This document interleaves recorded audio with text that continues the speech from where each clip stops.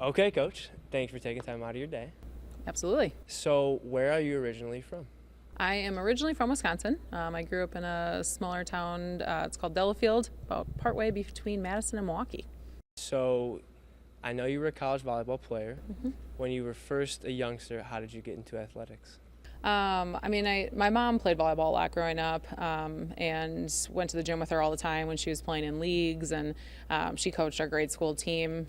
So I kind of just grew up in the gym and played a lot of sports. I played volleyball, obviously played basketball, played soccer, and I liked all of them, but just kind of fell in love with the way the game is played in volleyball and the team aspect of it. And I felt like I was actually pretty good at it too, so it's probably a good reason as to why I enjoyed it. But I was pretty lucky to have a family that very much grew up with sports in their lives, and I was kind of raised the same way. Did you play any other sports besides volleyball in high school?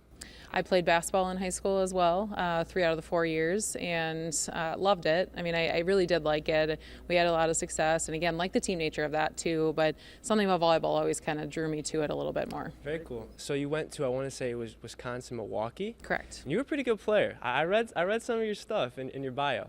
Tell, for those who don't know, what was your experience like in college as a volleyball player? I had an incredible experience. I was lucky to join a program that had a lot of success historically already, and we were constantly playing at a high level. Played with some of my best friends, including now, and I felt really lucky to also have coaches that very much supported kind of the balance in our lives of being a student athlete and having something outside of volleyball to still I think be a part of who you were. So grew up with that, and like I said, we had a great experience. We won a lot, and definitely a part of my life that I'll constantly remember. I believe I read you were Player of the Year in the conference. I was. Don't talk about that much. Yes, my senior year, I was lucky enough to be awarded that. And again, I think it's interesting being on this side of things now, because the accolades, I don't think they ever defined me by any, stretch of the imagination, but at the same time, there's so many more things I think that I take from sports and what not only volleyball for myself, but being a student athlete has given me. And those are parts of my life that I'm proud of, but it doesn't define who I am. And honestly, in a lot of ways, it's probably a smaller part of my history than the relationships and the experiences and the failures and the ups and downs, because I learned so much through those different situations. Also, when did you first within yourself think, maybe I want to be a coach one day? I actually had thought about it for probably a lot of my college career, but if I'm being honest, I never really knew how I would go about that. I kind of saw it as a profession that, I don't know, you had to know somebody maybe to get into it. And, obviously I think my coaches would have helped me if that was the route they knew that I wanted to take. But that actually ended up being true. Matt Hauk was the head coach here when I was a senior in college, and he was somebody that had coached me through club. His mom had coached me when I was younger. So it really ended up being who I knew that got me into it. And he asked me to come out and be a GA for him. So I came out in 2009, and honestly, the rest is history at that point. Was this your first coaching staff out of college? It was. Yep. Started as a graduate assistant, was in that role for about 1.5 years, and then became the assistant coach for a few years. And then they took a chance on a young, I think I was 28 at the time, young 28-year-old to take over the program as the head coach. I'm 25, so that's 3 years from now for me. Did you feel like you were ready? I did when it was presented to me. If you would have asked me that question 2 months before I interviewed for the job, I don't know if I would have had the same answer. But I also very much enjoyed working with and for Matt, and we had a great relationship. And it wasn't something that I was looking for necessarily in terms of leaving to become a head coach or even an assistant somewhere else. So when he took the job at Minnesota, I think I had to really look a little bit more at myself and figure out, what is this next step for me? what is that next step? And I have always very much believed in what the University of South Dakota has to offer and what being a student athlete here means and what the volleyball program could accomplish. Because at the time we hadn't won conference championships. We didn't have a lot of history within the program in terms of, again, banners, So I felt like there was something there that we could still achieve. And, I felt like this was the place that if I was going to take that next step, this is where I wanted to be. When you took over, you just mentioned it wasn't a program that had a ton of history. What kind of things did you want to implement really off the start? I mean, we definitely talked a lot about culture, of just what that looks like. And I think I drew a lot of things, not only from what I had been doing as an assistant with Matt, but a lot of things that I had as a player, the relationships that I had with my coaches, the way we went about practices, the competitive level, every single day in the gym. So I think culture was, one of the main things. Skill-wise, defense. I mean, defense was one thing I've always very much enjoyed. I wasn't necessarily, a libero, although I did play that at one point in my career. I wasn't necessarily a libero, but I always loved the active defense. I loved that skill. I loved playing it. I think defensive plays is one of the best ways to create momentum and energy within a crowd and a team. So that was one thing that we focused on a lot right away, and we were able to improve in that area over the next couple years. And I think it was about 2-3 years later, we were actually third in the country in digs per set. So that was one thing that I was very, proud of and happy to see us kind of reach that level. And I think now you watch our team, and that's something that you see again of just coming out a little bit more at a higher level of just what it means to play Coyote defense. And that obviously is based on the people that we have on our team, but also the training that they're putting in every week. I only played 2 years of college basketball, and then I became a broadcaster. So I went from being with the team to, in a sense, in the booth. And it was a fun transition for you as a coach. What was it like, even as an assistant, when you first took over, when you went from being on the court to the bench? Was it like, I guess, what's the mental adjustment? Is it you're still as competitive? How did you balance out not being able to assert yourself during an actual game, in a sense? Yeah, I mean, the competitiveness I don't think has gone away. I think our whole staff is extremely competitive, and I think it's what drives us every single day to put the time and the efforts into this program and into obviously the student athletes that are now a part of it.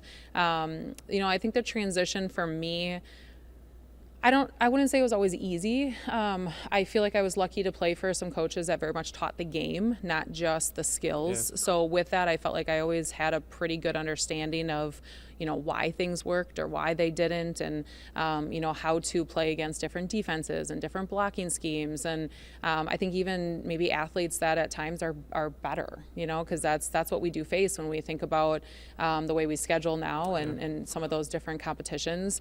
I think that there's, like anybody, I think a lot of people would say they'd go back and they'd maybe change some things too. I was young at the time, so there was a little bit of that, figuring out how to differentiate myself from a player to a coach. And, we've learned a lot. I have learned a lot as a coach from being a GA to an assistant to a head coach. And the way I coach now is not the way I coached a couple years ago, and it shouldn't be. I feel like we should constantly be learning, evolving, finding out what works for different teams and different people and different personalities. And that's something that I'm actually pretty proud of, is the fact that I don't feel like we've stayed the same. We found ways to better ourselves, hopefully better our program, and I think in turn, hopefully better the experiences for the student athletes that go through this program as well. What are some of those changes and adjustments that you've made? I mean, I think relationships. I've always been a relationship person, but I think the conversations that you can have, I think as a young head coach, there were times I steered away from having the difficult conversation. Even though I had them, it took me maybe a little bit longer than it should have. And now, I mean, we talk so much about being honest and maybe confronting problems head on and taking care of things when they're small instead of waiting until they're big. So I think our players do a good job of that now, but I think us as coaches do too. If we see an issue, we talk about it, and it doesn't have to be something bigger than what it is at that moment, and I think also the act of forgetting, I'm very good at, I feel like I'm very good at helping with things, dealing with problems, but then leaving it in the past.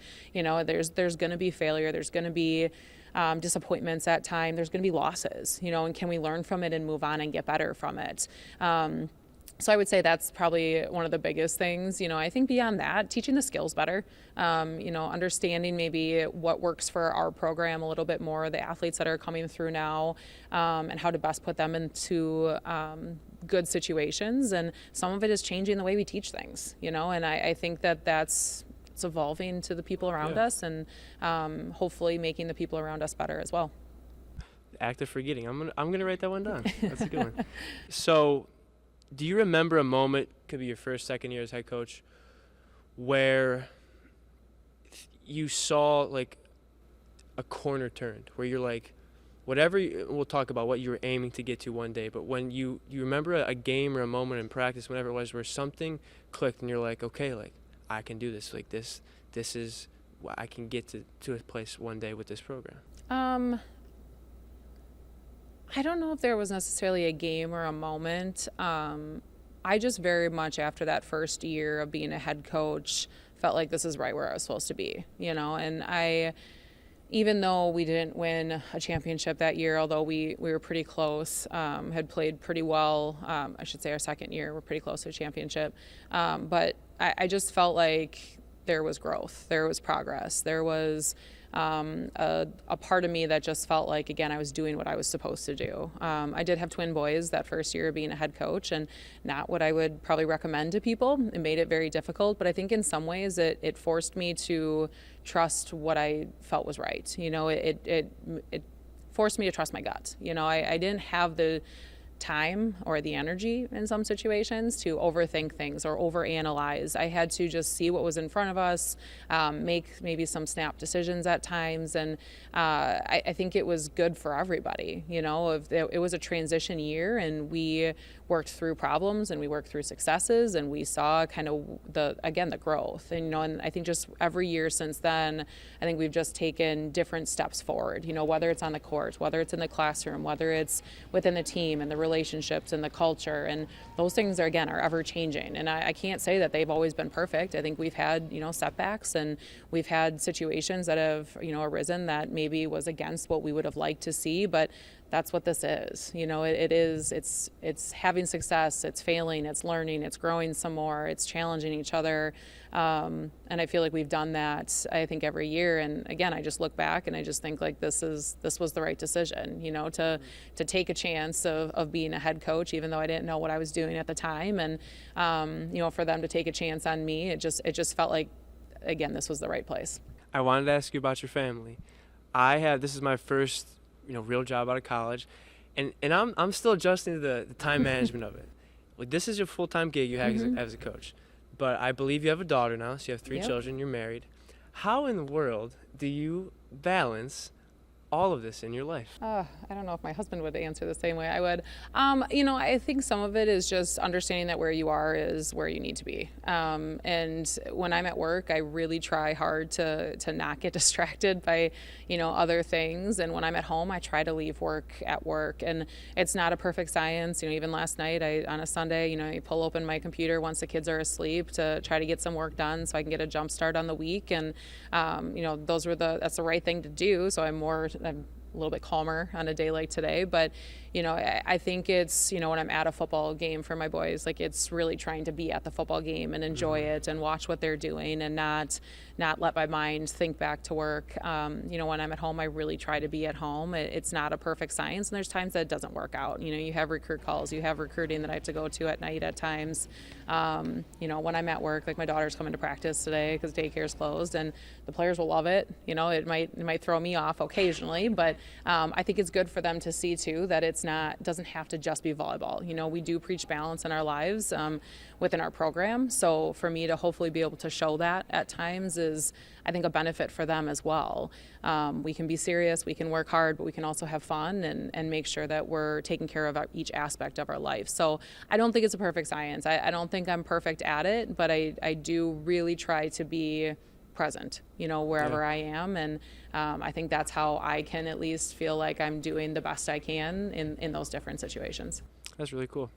So with you in the program over the last 5-6 years, there's been a lot of firsts. You guys have, first conference championship, first appearance in the NCAA tournament, and there's probably more I'm missing. How have you I guess what advice would you give to a coach who's just starting out? How to build a program that you guys are building here at South Dakota? Well, that's a tough question. I think I actually did a session on this one time. It's been a few years, but I think one of the main things is when you take over a program, I think you have to very much know what you want to teach, what you want your program to be known for, how you want it to be, how you want the people within your program to act, and to, is there accountability factor? Is it balance? Is it competitiveness? I think there's a lot of different ways you can go about it, but I think you have to do what makes sense to you, and I think what feels right to you, and what you think is going to put obviously the student athletes may be in the best position to have success in different areas of their lives. And I think what you teach, you have to also know how to teach.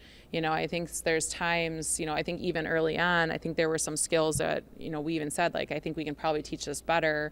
There's maybe a way that we could teach this better, but the way we taught it was the way that I knew how to teach it, and I think it's really important. So if you're going to change something, like, you have to know how to instill those changes. You have to know how to teach those changes. It can't just be, hey, this is how we're going to do this now, and it's not going to miraculously happen.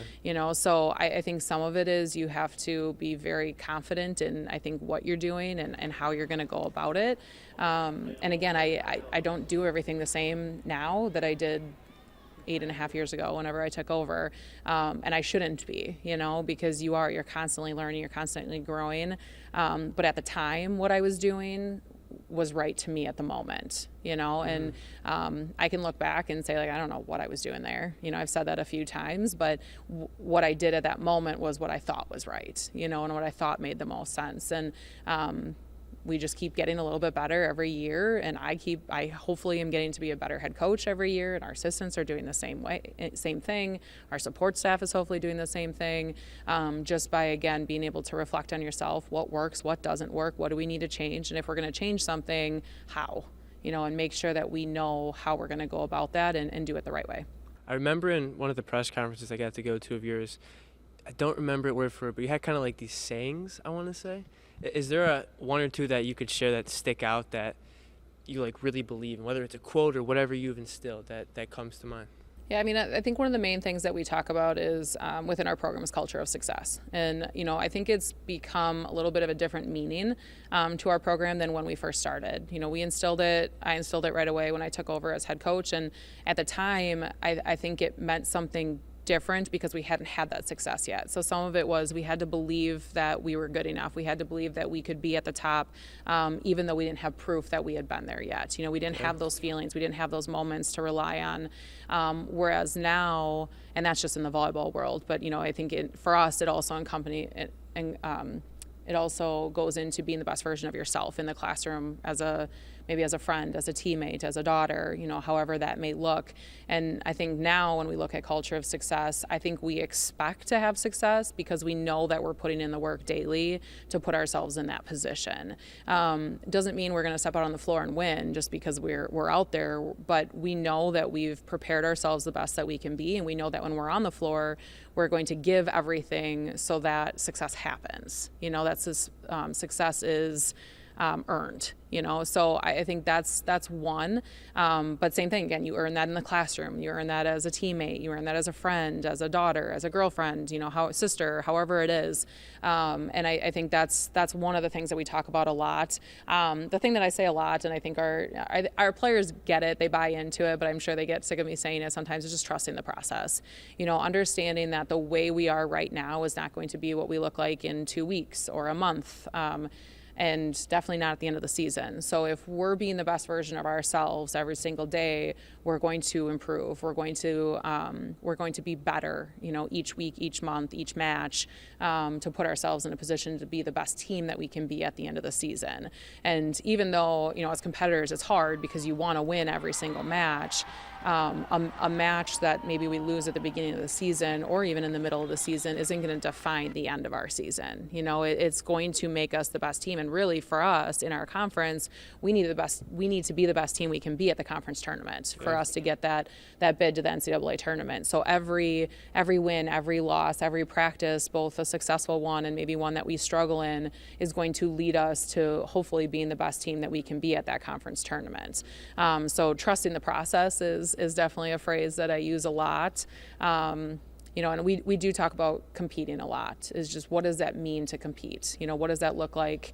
And I think this team does it. So it's been fun to be a part of and watch even a team that is different from last year and has some different pieces since we've had essentially almost the same starting lineup for almost 3 years.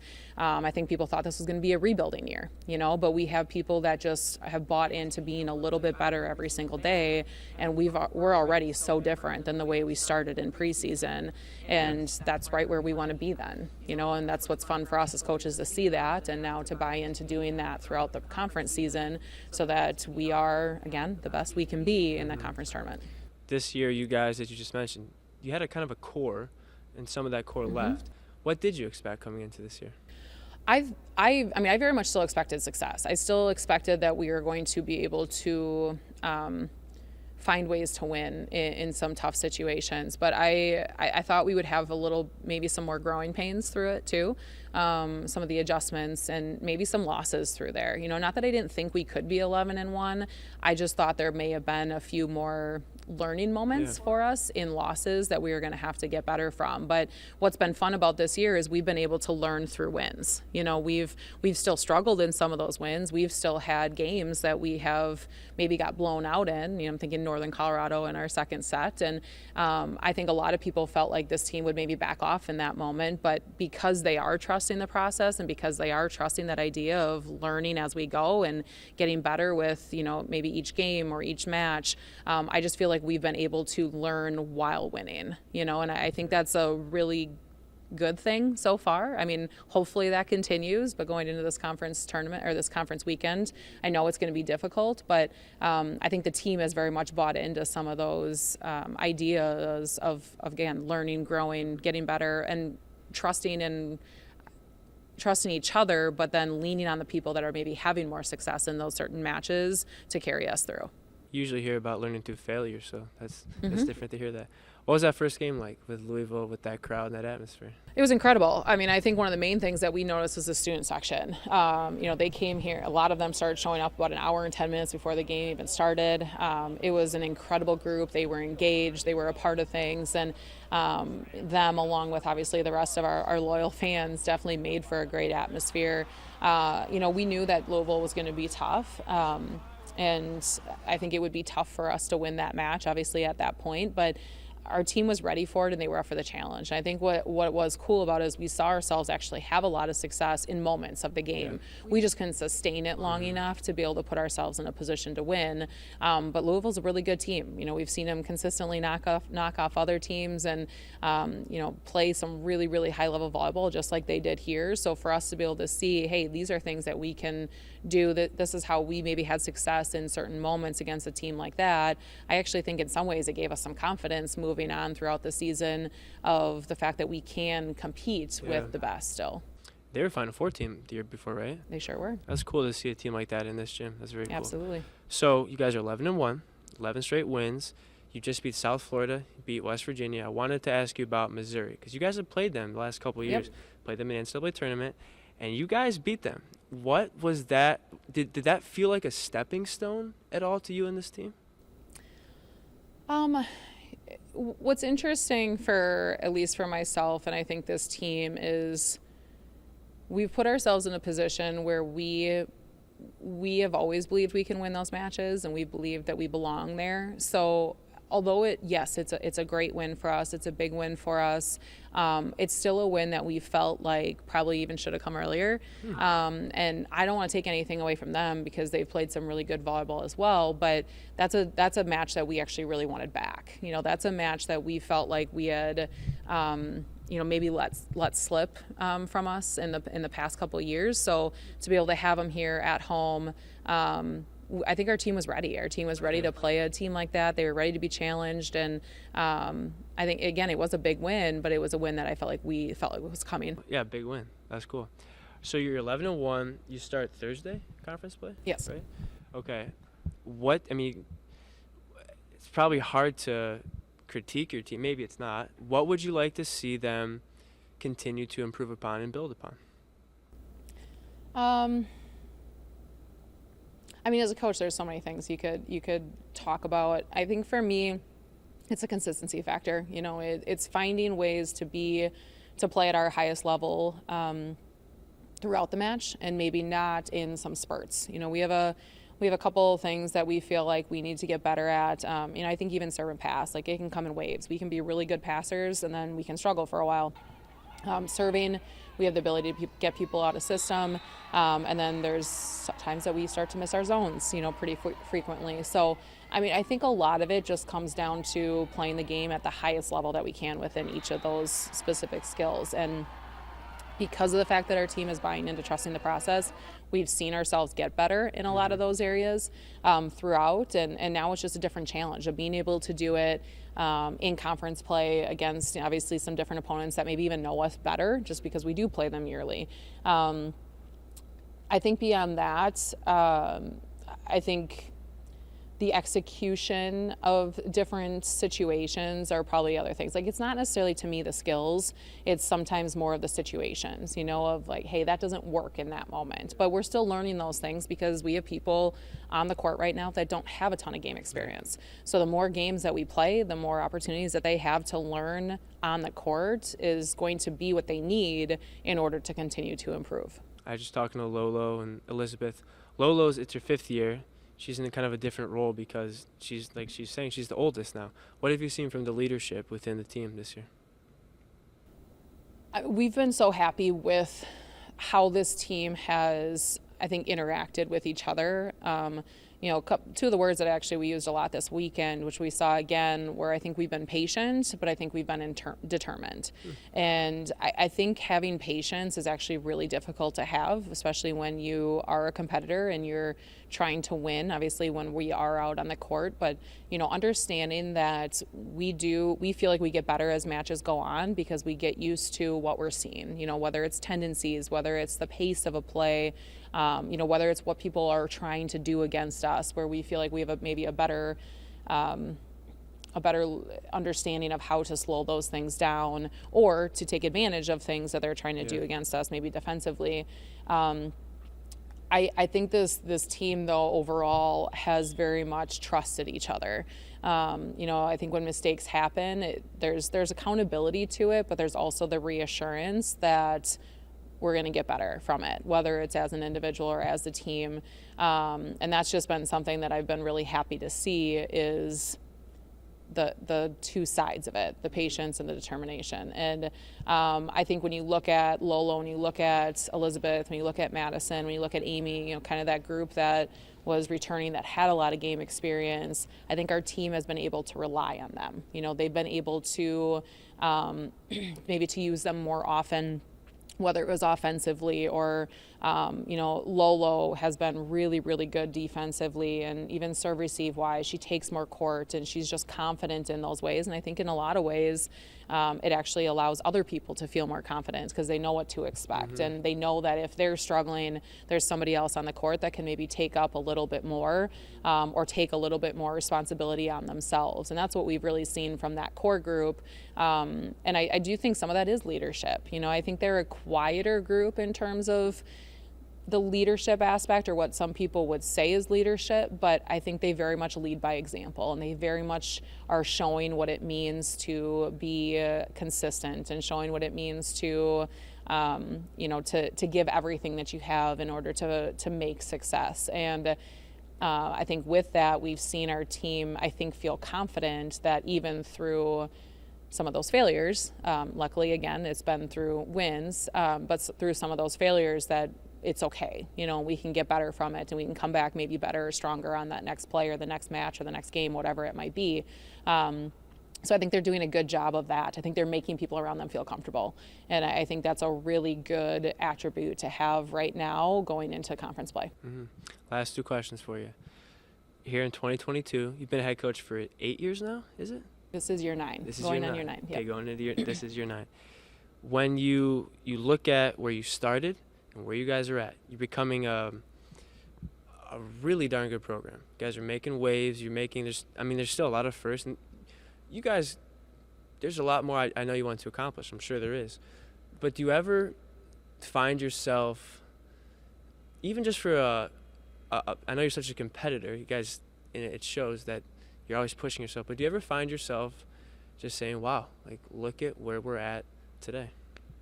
Every time I walk out here for a game, I think it's incredible the amount of support that this program has now, the amount of people that have bought into how great the sport of volleyball is, and how great South Dakota volleyball is. And it's not just about the wins and losses. It's about the people that we have within our program, the student athletes, and who they are as people outside of volleyball.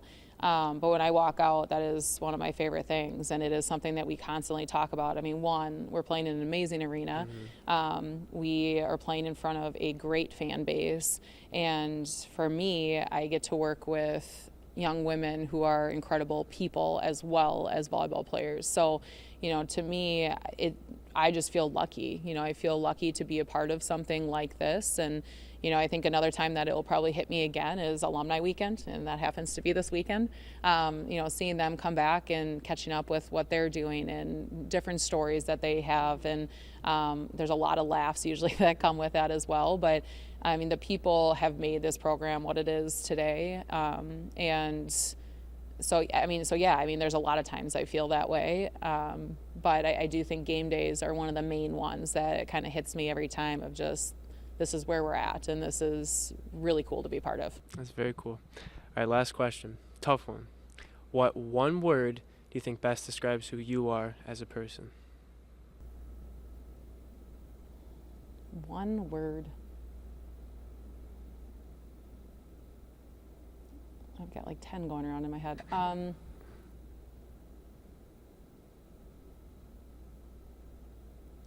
I use 2? Yeah, I'll give you 2. I do think competitive. I would continue to put myself in that conversation. I like competing to be the best version of myself, or helping to be a part of making this program the best version of ourselves as I can be. But I also think I'm understanding where it's not always about the wins and losses. It's about the people, and it's about helping people through some of that stuff, and people helping me through it. It's not just the wins and losses. It's not just the game. And I think for people to have a really good experience here, at times it's understanding that there are highs and there are lows and everything in between. And I think being able to realistically look at those and understand, maybe why people are struggling or how they're struggling, and then how to hopefully help them through some of those things, or the team through it, I think is something that's important for me. And I don't know if I would always say that was the case when I first started, but I do think it's something that, now I feel like I can look at and utilize, and I think it makes me better. Wow. Thank you, Coach. It's a great interview. Thank you. You're welcome.